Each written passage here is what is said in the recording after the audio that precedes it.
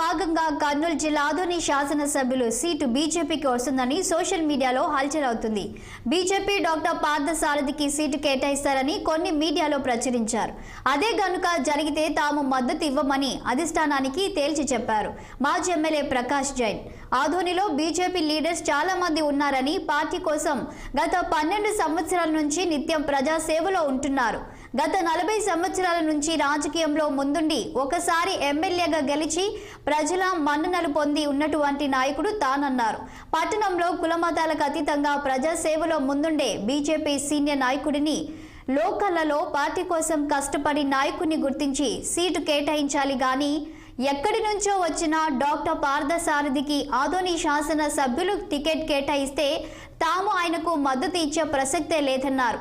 దయచేసి అధిష్టానం గుర్తించి లోకల్లో ఉన్నటువంటి బీజేపీ నాయకులకు సీటు కేటాయిస్తే ఖచ్చితంగా గెలిపి చూపిస్తామని తేల్చి చెప్పారు మాజీ ఎమ్మెల్యే ప్రకాష్ జైన్. ఆదోనిలో నిన్న వార్తలో వచ్చిన ప్రకారం పార్థసారథికి టికెట్ ఇచ్చామని చెప్పడం జరిగింది.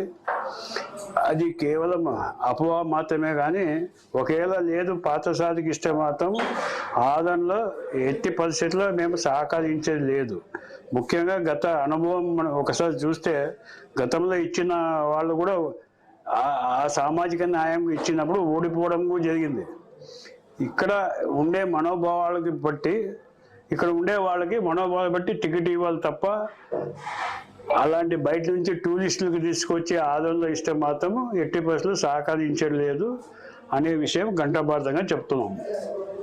అధిష్టం దీనిపైన ఆలోచన చేసుకొని పునరాలోచన చేసుకొని లోకల్ క్యాండిడేట్కి నాయకులకు ఇక్కడ ఇవ్వాలని చెప్పి